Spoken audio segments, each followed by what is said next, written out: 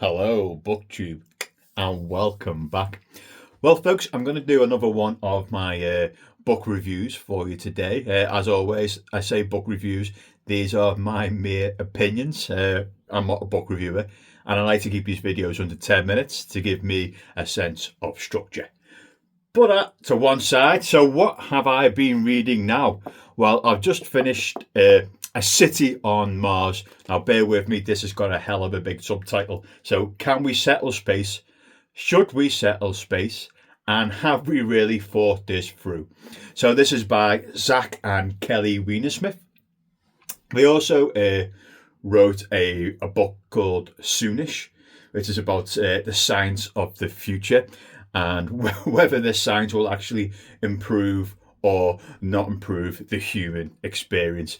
They are known to be like kind of humorist, funny guys, and the books reflect that.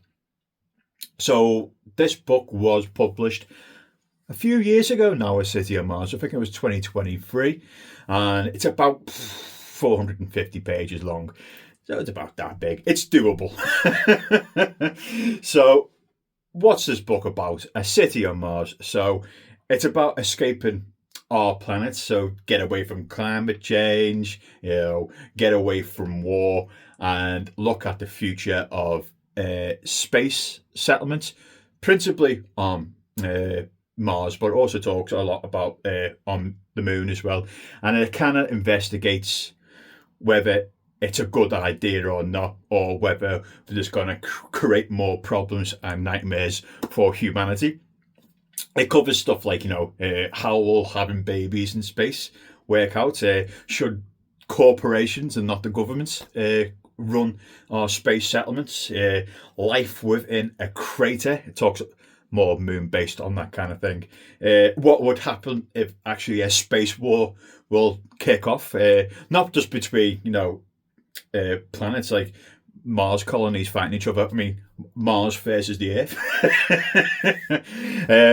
Why astronauts like using taco sauce? It's to basically sex up the meals. The legal, it talks about cannibalism, who will charge criminals back home. So basically the premise behind this is to question the premise of whether not space exploration, more space settlement is a good idea, and how we can really manage to be multi-planetary. So that's kind of the gist of this book. So the kind of structure is, again, I mentioned at the start, Zach and Kelly are known for their humour. It's in your face, it's very blunt. I find it quite humorous. And they kind of, they're both bioscientists, I believe. I might have butchered that, but I think the bioscientists. So they can kind of combine their expertise with what they've researched. There's illustrations galore through this book, and the illustrations kind of back up like something funny that's happened in the previous paragraph, and they kind of do a deep dive, the practicality of settling Mars, on the ethics behind it, the biology of it, the kind of geopolitical difficulties of actually doing it. So they kind of approach us in a humorous kind of almost, I don't want to say discouraging way, although a lot of it does kind of seem discouraging. They're kind of tempering expectations on planetary exploration and settlement. So they're not really trying to discourage. They're trying to like rope back, all these the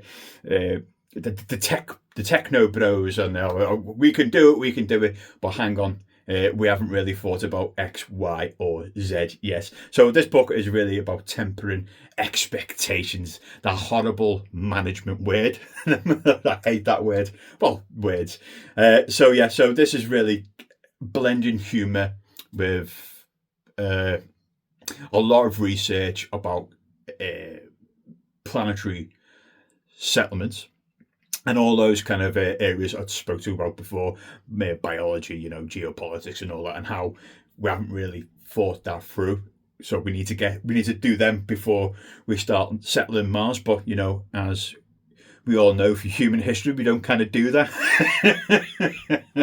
We kind of just boldly go. So again, the themes are pretty much, the book focuses on certain areas, so it's split up between human physiology and biology. Then it talks more of the technological advances that would need to do, society, law, governance, and human really is the driving force behind everything that they are stating and all the research. And again, that is the and I kind of like the critical evaluation of the authors as well. I am starting to sweat. This little box room here is like a sauna. It just gathers heat.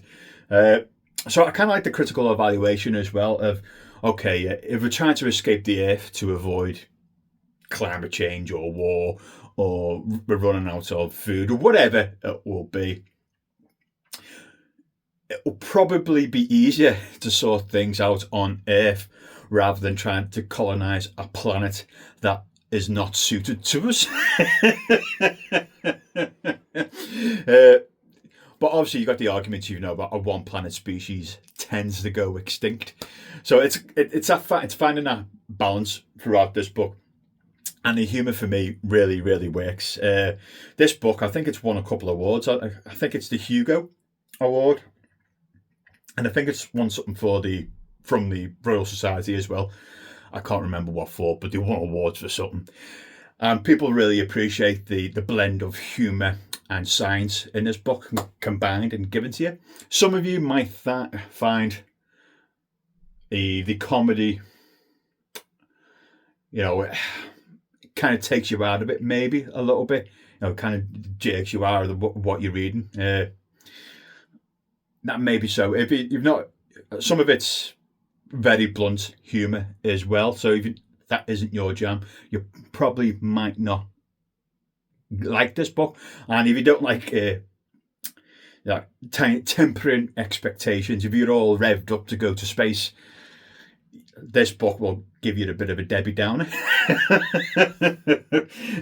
But if you want to know a lot about settling space and all the technicalities that go with that we need to work out first before we start flying off in each direction, colonizing the solar system, pick up this book, because it's delivered in a really witty, funny way.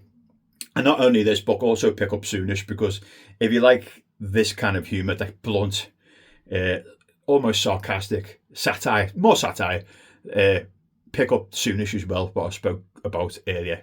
They are good, really relatable, interesting authors. And that's A City on Mars, people. And I will speak to you soon. Bye, BookTube.